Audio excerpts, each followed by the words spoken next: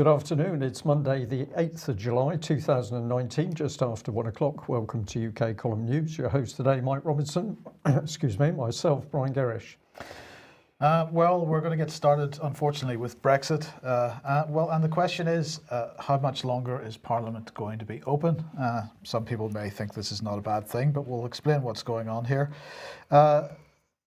This is, should say that as the Tory leadership contest has progressed, we've been making the point that unless the Cabinet Office is cleared out of the current officials, that basically a new Prime Minister means nothing. So a week or so we heard that Ollie Robbins has decided to fall on his sword, but we don't think that's enough. In the House of Commons last week, the question of the prorogation of Parliament was once again raised. Now, this is the early closure of Parliament and something that Boris and also Dominic Raab have been talking about in the past during their leadership campaigns. So Boris has refused to rule out the possibility that he would take this action. And of course, he would do that, he said, if the House of Commons attempted to prevent Britain leaving on the 31st of October. So on Thursday, Dominic Raab, I'll come on to this in a second. On Thursday, Geoffrey Cox was speaking in the Commons. He was asked this by David Linden, who's SNP Glasgow East. Will he support Mr Johnson's view of refusing to rule out proroguing Parliament for a no-deal Brexit, which would surely be an act of constitutional vandalism? Geoffrey Cox responded by saying, that's a question which we reviewed at the time, and the circumstances of any application for prorogation are a matter not for me, but for the Prime Minister and Her Majesty. So this is, in other words, royal prerogative. They would shut this session of Parliament, and Parliament would remain closed until the next opening of Parliament, when the Queen would reopen Parliament. So this is the threat, that if the House of Commons doesn't sort of follow along with Boris's determination, or whoever the leader is going to be, that we leave on the 31st of October. The threat is that if they try to stop that, Parliament would be shut down. I will explain a bit more about this as we go along here. Then Gavin Newlands, also SNP, asked the question, or made the point, the Institute for Government has noted that if Parliament was prorogued to facilitate no deal, it would not be possible to pass any bills or remaining secondary legislation as needed. And really, Geoffrey Cox didn't seem to worry too much about that. He said, this House has been given the opportunity of leaving the European Union with a deal on 3 separate occasions. The answer is quite simple. We can still pass a withdrawal agreement. So this seems to be what this is all about. And if we thought that what was going on, the chaos that was going on while Theresa May, in the last days of Theresa May's premiership, were bad, I think we're in for an even worse situation in September and October. The deal is still the priority. In other words, that seems to be absolutely clear. No matter what Boris is saying about no deal, it's all about the deal, not a deal, although he does say a deal in his speech, but I think it goes beyond that. Now, as we reported on Friday, there are other possibilities, but those possibilities aren't being discussed. Because this seems to be about putting enough pressure on the House of Commons to get the deal through. That seems to be what's being said. Today then, Florence of Arabia, who of course is really known as Rory Stewart, who stood for Tory leadership himself, he said that he, David Gauke and Kenneth Clarke would try to get hold of the former Speaker Betty Boothroyd and set up an alternative Parliament elsewhere should Boris hit the prorogation button. So he said, I would simply work with colleagues simply to organise another Parliament across the road. That sounds quite Civil Warist, but that's what happened in 2002 when Tony Blair tried not to have a vote on Iraq. MPs were invited to Church House and Blair backed down. I got into a lot of trouble when I first proposed this, though it's just a fact that Parliament is not about the building. We can certainly find a retired speaker to chair this. So it's interesting that Rory invokes the Civil War here, because historically, of course, prorogation was used by monarchs who considered themselves to wield the divine right to stop Parliament from interfering in their plans. So the question is, what's going on here? This, as I say, seems to me to be increasing pressure to boiling point, try to force through the deal No deal isn't really on the table here, I don't think. And I think that we could probably say that this is all coming from the Cabinet Office. The Cabinet Office 100% is bought into the deal which they have negotiated with the European Union. They don't want to see that deal scrapped. They don't really want to see Boris Johnson going ahead and leaving on the 31st of October without any kind of deal, any kind of alternative deal. It's that one they want. And so I think we're going to see much more shenanigans in September. It's pretty amazing, Mike, isn't it? We could come back to that session in Westminster when Steve Baker was on camera, and he said the basic problem was an elite inside Westminster did not want to leave the European Union, and they were going to delay and confuse anything and everything possible. So that was on camera. I think that gave us a glimpse. But the double-edged sword here is that the Cabinet Office is in control. They don't really care whether MPs are sitting or not because they make all the decisions. Well, this seems to be the case. We're now what's being threatened here is divine right of government, and that which is equivalent to what we fought a civil war to deal with, and also the Glorious Revolution as well. Now, I mean, many people that are on the Brexit side of the argument are going to say, but Brexit is all that matters. But this is a bit like the free speech argument. If you are prepared to sort of sweep away the rules and the law in order to meet a short-term goal, then you leave yourself in a much worse situation. And it might be a bit inconvenient for people that are on the Brexit side, including myself, that Parliament should be fighting against leaving in the way that they are, but you've got to do it in the right way. Yeah. Otherwise, what's the point? What's the point? Well, somebody's already mentioned treason in the chat room, and there's some interesting constitutional questions here. But the minimum we could say is the whole issue of the European Union completely thrown this country into disarray, and we now come to the critical step of coming out, and that's just being used to dismantle what we've got left of a constitutional, of a proper constitution. So immensely dangerous, I think.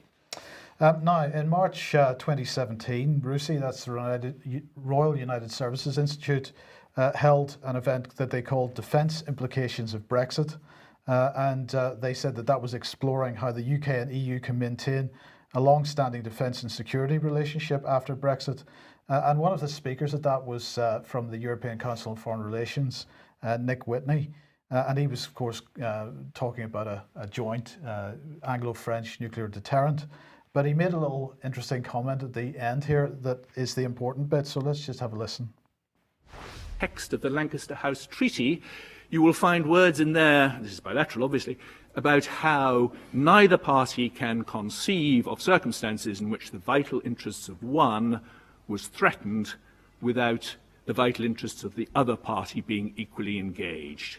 Now this is code. This is code for saying, meddle with him and you've got to reckon with our nuclear capability as well. So that's the sort of Anglo-French dynamic. And I think that would and could and should probably have been extended towards the rest of continental Europe unless, of course, Trump is impeached or we believe that he's going to be house-trained, which is, I guess...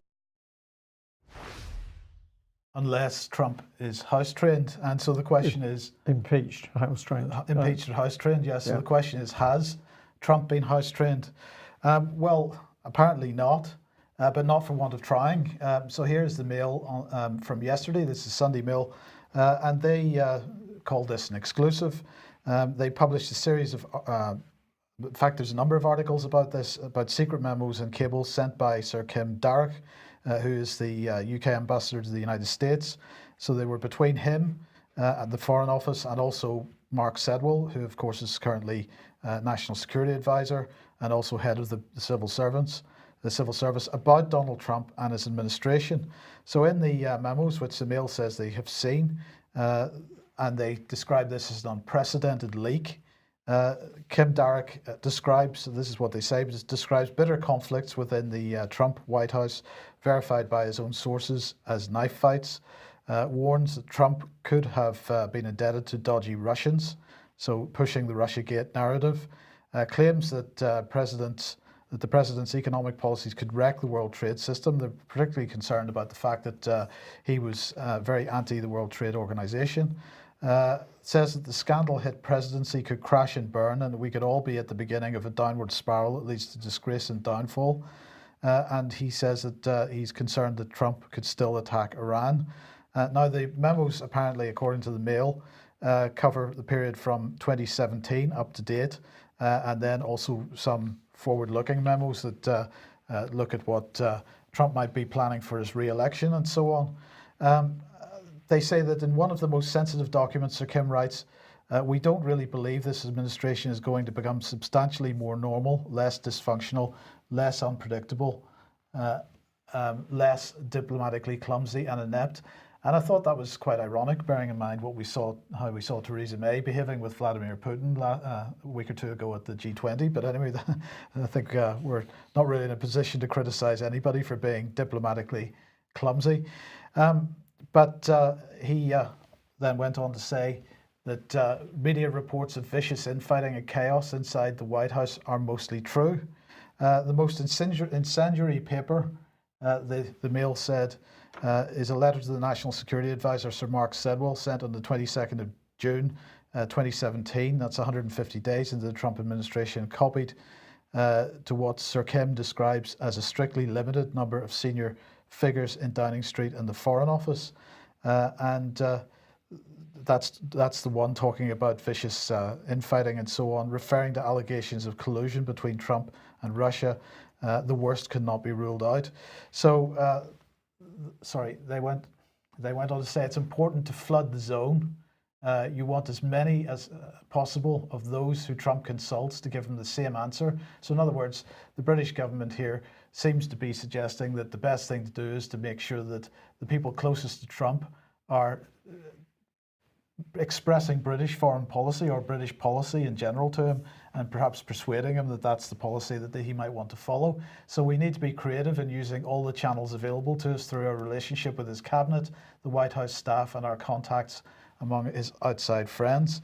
And so, you know, the question is, who was interfering with or who has been interfering with the Trump administration from before the election, in fact. And we've got to remember that Sir Kim Darroch was at one point National Security Advisor, so he's a predecessor of Mark Sedwill himself. And he was the person who appointed Robert Hannigan to head GCHQ. And of course, that was where most of the data came from that suggested Russia collusion and for Russia interference in the US election in the first place. He was also, as National Security Advisor at the time, working with the intelligence services people, the so-called ex-MI6 people that wrote the Trump dossier and so on. Those are the people he was working closest with. So what are we saying here, Brian? It seems to me that I think it's called a conspiracy is the correct term for it. And of course, it's British dirty dealings overseas. We could go back to the Second World War, and of course it was the BBC that was used with massive effect to actually change the whole way that the American political organisations saw the scene in Europe. So combination of the British government, BBC there in the background as well. Things haven't changed. No. Well, we're not going to expect the British police to get involved in anything of this. And of course, it's been over the last few days that several ex-senior police have been talking about the loss of confidence by the public in the police. Well, I'm just going to say thank you for the person who pointed this one out. Guardian report on Bristol celebrating wonderful diversity at the St Paul's Carnival in pictures. And the carnival pictures, there are some pretty spectacular pictures there, but this was the thing that caught our viewers' eye. So what is this? Is this a policewoman on duty, or is this actually a woman impersonating a police officer? But I think we get the point that is this supposed to instill confidence in the public? And what is this woman doing? Is she being paid to do this? Don't know. Don't know, but presumably she wasn't and won't be investigating crime. Let's come on to defence matters, and another week and another exercise, this time in Ukraine. And so the UK Royal Navy, this is HMS Duncan that's HMS Duncan at the top right there, I believe, for multinational maritime exercise. So the Type 45 has visited Odessa. That's good stuff. Alongside NATO allies, so 18 other allies and partners, 3,000 troops, 32 ships, 24 aircraft.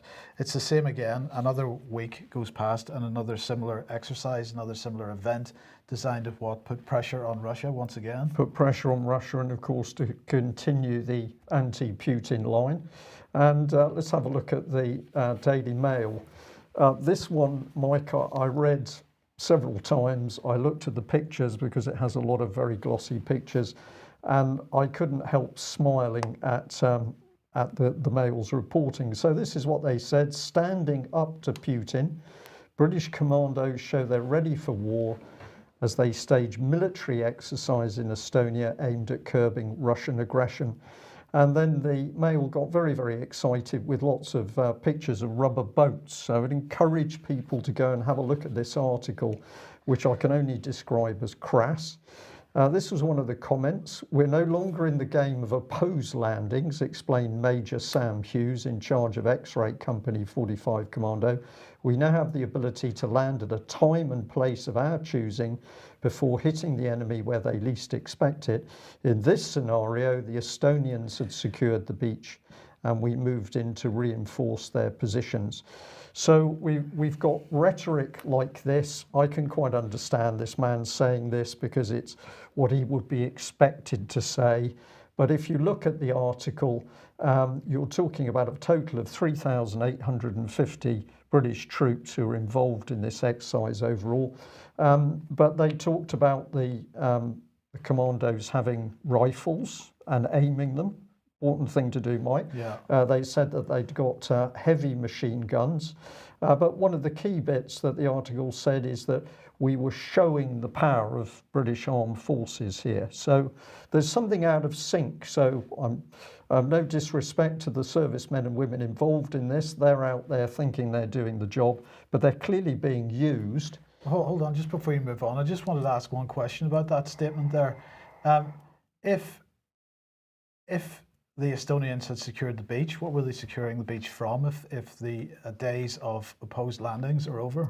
Well, presumably we're talking about a Russian invasion already happening. I don't know. It's a very interesting question.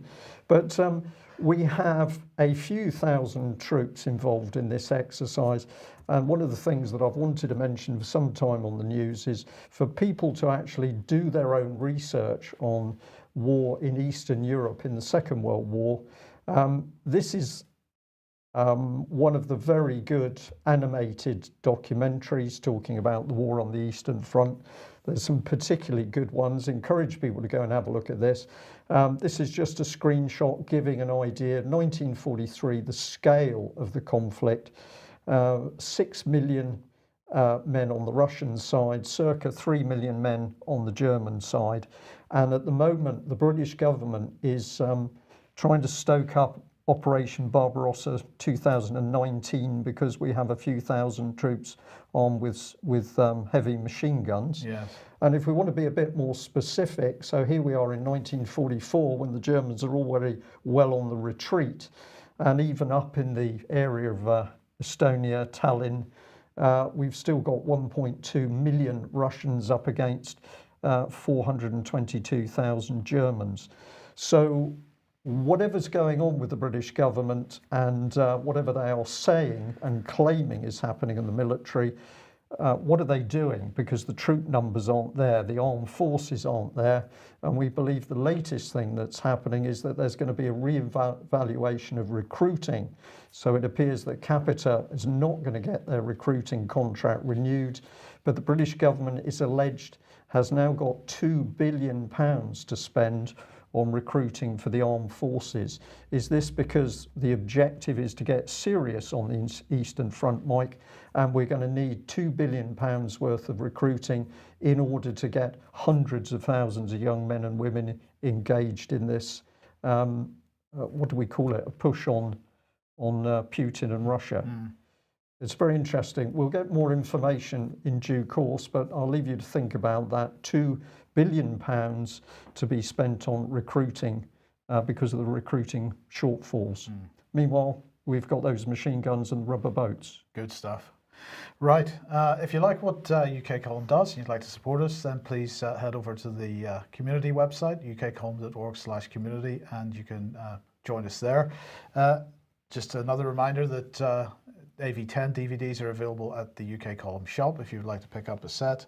And also AV 10.1 taking place on Sunday the 27th of October 2019 at 10 a.m. Holiday Inn, Wrights Lane, Kensington. Tickets going fast, but they're available at alternativeview.co.uk. Okay, now Firefox is apparently, and Mozilla have been labelled villains. So this is the Trade Association for Internet Service Providers in the UK. They've nominated Mozilla, that makes the Firefox web browser, for this year's award of Internet Villain, because apparently Firefox is planning to support DNS over HTTPS. We'll explain what that is in a second in its browser. So the ISPA UK said Mozilla for their proposed approach to introduce DNS over HTTPS in such a way as to bypass UK filtering obligations and parental controls, undermining internet safety and standards in the UK. Now, of course, what's going on here? Well, the DNS, of course, is the system on the internet that converts names like ukcolumn.org into IP addresses, which are the locators for websites on the internet, so that people don't have to remember a bunch of numbers. The problem is that in the UK, the government has decided that there's certain websites that we should not be allowed to go and visit, for example, Pirate Bay and other things. But of course, this mechanism could be rolled out on a much broader basis when the UK feels like it. This is effectively the UK's version of the Great Firewall of China, but it's done through DNS and through the internet service providers putting limitations on which web addresses you can resolve to IP addresses.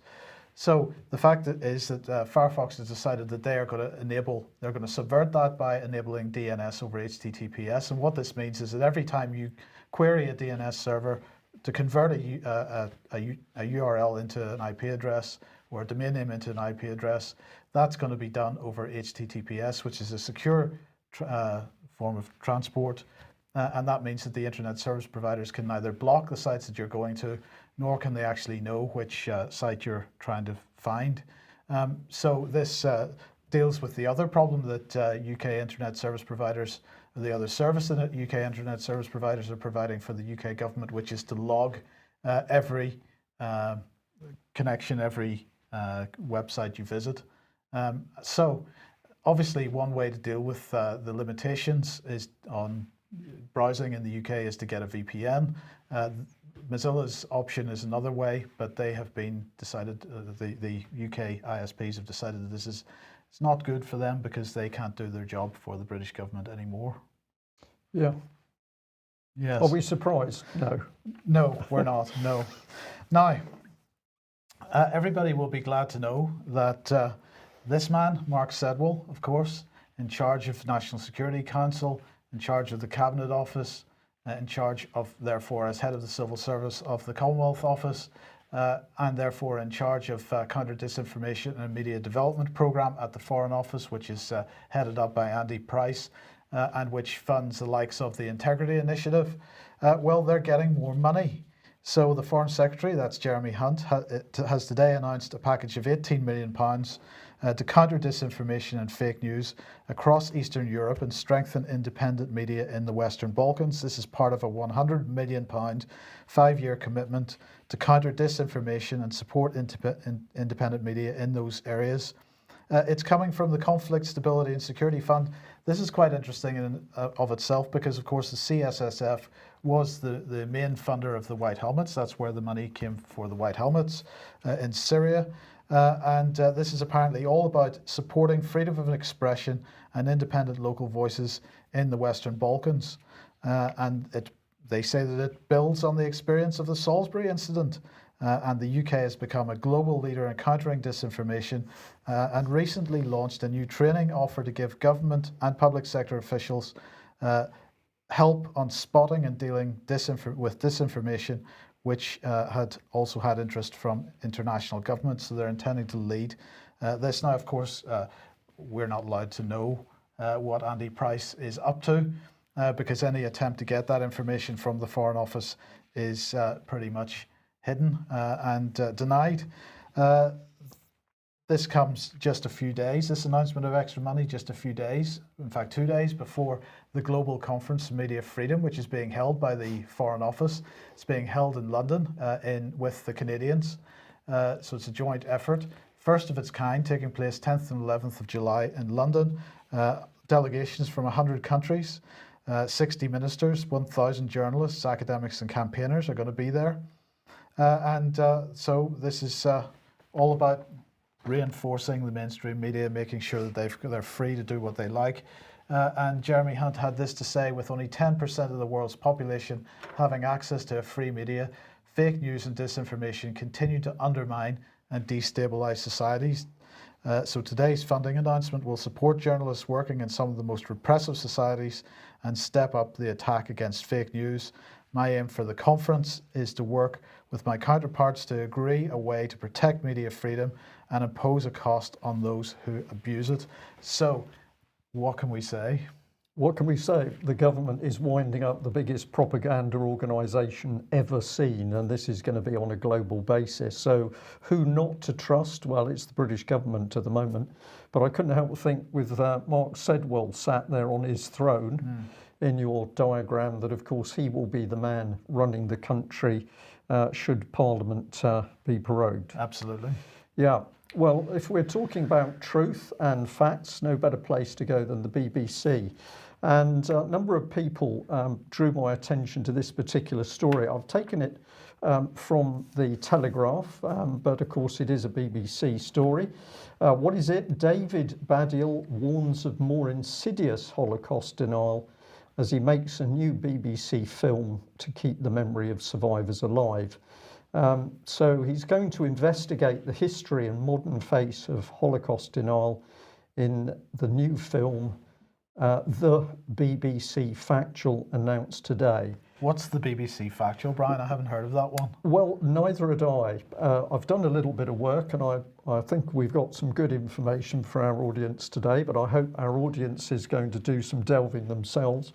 The BBC Factual, this appears to be a new term about anything you do, but it's designed to imply that, of course, because you're the BBC, what you are putting out is factual. It's subtle and not subtle. So let's have a look at what this gentleman is up to. He said this: I've always had a dark fascination with Holocaust denial. The fact that since it happened, indeed whilst it was happening, forces have tried to undermine one of the most well-documented truths of history seems to me a key battleground in the fight between truth and lies, a battle made more complex by the emergence of new technology, a post-truth world, and more insidious soft-core forms of denial. Now, if you don't know this man, he's a comedian. Well, he says he's a comedian. He says he's Jewish, but he also says he's atheist. So that's what he had to say. He said a little bit more. As the last survivors, including those in my own family, began to pass away, and with them living memory of the Holocaust, I'm grateful to the BBC for allowing me to explore this complex subject in all its difficulty and darkness. And I thought how wonderful that was, that the BBC should allow him to cover this subject. I mean, did they call us at all? No. No. So what does this lead to? Well, here we are. Let's see. A film titled Holocaust Denial, A History with David Baddiel, will air on BBC Two in early 2020 as world over people remember 75 years since the liberation of Auschwitz-Birkenau.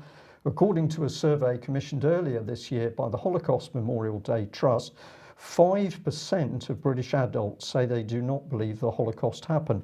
Now, I don't know, is 5% a large percentage, do you think, Mike? But it seemed to me that if 95% of the population are convinced it did happen, What are we doing here? Spending a lot of money to make sure the last 5% totally agree with what the BBC's view is? Seems to be. Seems to be, yeah. We'll add a bit more. The film made by wall-to-wall media will attempt to answer fundamental questions, including why is Holocaust denial growing? And what does this tell us about anti-Semitism? So on one hand, we've just got 5% of people saying they don't believe in it. That's happened over 75 years. We've got to a massive percentage of 5%. But apparently it's growing, and therefore BBC Factual has stepped in. Well, of course they haven't, because if we do our homework on wall-to-wall media, we actually find that's Warner Brothers. So that I think there's a bit more to this than meets the eye, but we'll follow through. The end of the film, we'll see Mr. Baddiel emerge with a new perspective on an issue that goes beyond the events of the Holocaust and sheds light on a very 21st century malaise, the denial of historical fact. So he's a comedian, and the BBC with Warner Brothers are going to use a comedian to make sure that we all know what facts are. There seems to me there's much more to this than the Holocaust. The Holocaust is being used here because, of course, the principle of Holocaust denial is then extended to climate change denial or vaccine denial. Yeah. And so if you vilify people for denying what happened during the Second World War, you can use the same techniques to vilify people that deny other narratives and other policy areas. Yes. So, well, who are the big names behind this? Well, let's bring this lady up on screen, Abigail Priddle. She's the commissioning editor for Specialist Factual. This is not just factual, this is specialist factual items. And she said that David Baddiel's intelligence and integrity make him the perfect person to author this film, and underlines our commitment to our audience to tackle the most challenging and complex subjects.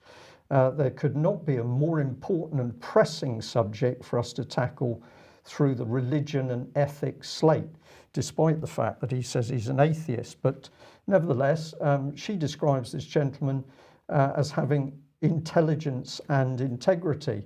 Now, I have to say I'd never heard of him before, so I did a little bit of homework.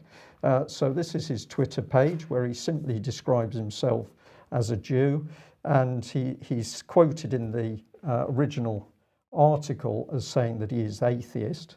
But this is some of his material. I am not even going to repeat some of it because it is too disgusting, but we'll get the gist. He's saying this in his tweet: always the way that people like, I'll say that again, like, are full of pent-up aggression and hate, but still feel a bit coy about swearing. So write things like, the word he's missed out, I believe, is twat. He then uses the C word. That's nice. That's nice.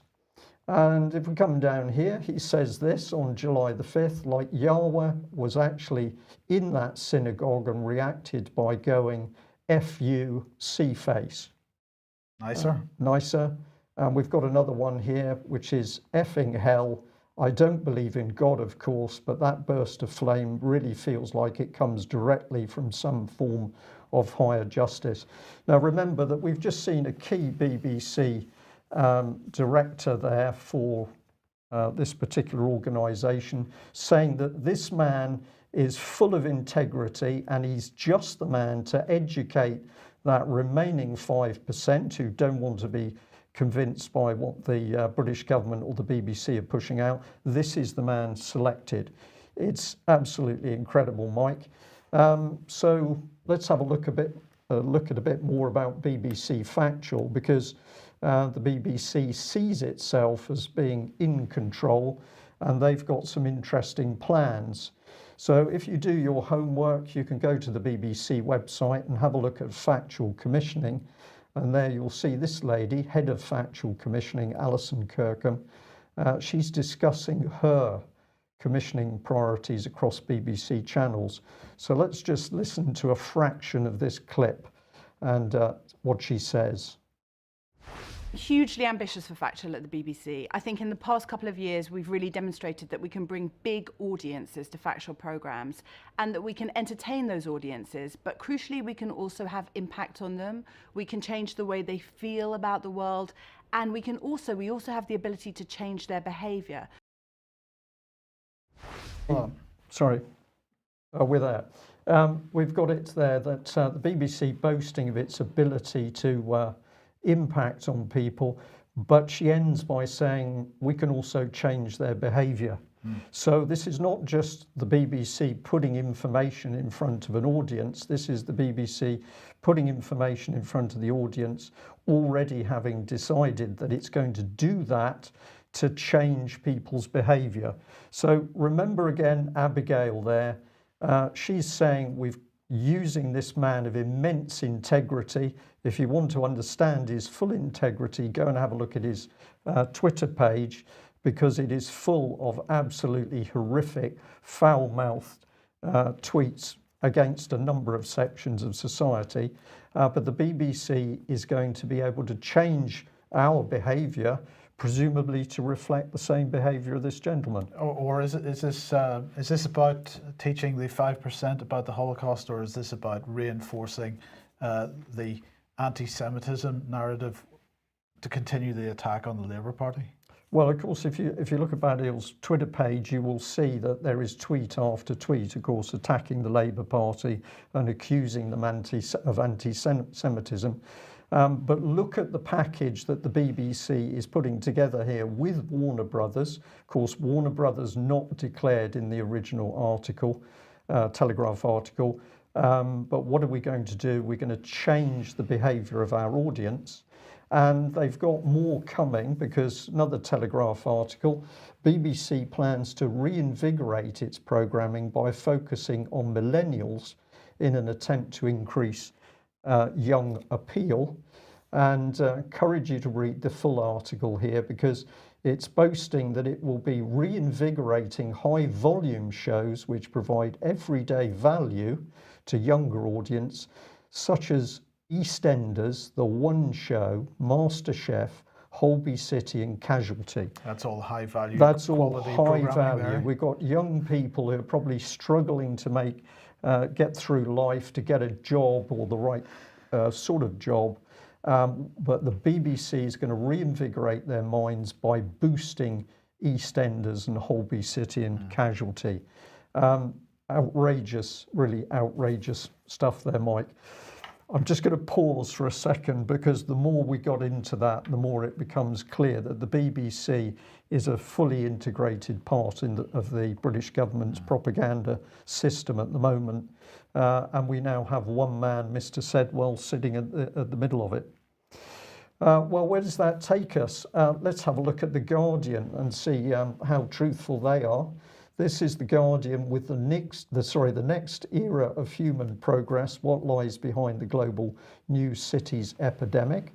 And a very long, very detailed article talking about new utopia, new cities full of high technology, which are popping up everywhere.